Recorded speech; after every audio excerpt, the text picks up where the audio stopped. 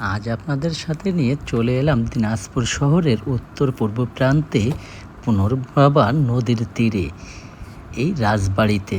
মতভেদ আছে যে রাজা দীনারাজ ঘোষ মতান্তরে রাজা গণেশ 1500 শতকে এর প্রতিষ্ঠা করেন।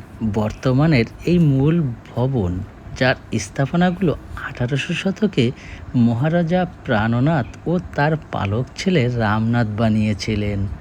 রাজবাড়ির ভিতরে ছিল আয়নামহল, রানীমহল, ঠাকুরবাড়ি মহল, আরও ছিল চিড়িয়াখানা, টেনিস কোর্ট, কাচারি, কুমার হাউজ, শোকসাগর দিঘি, অনেক কিছুই। মজার ব্যাপার, রাজবাড়ির সকল জিনিসপত্র আইয়ুব খানের আমলে বিক্রি করে দেওয়া হয়।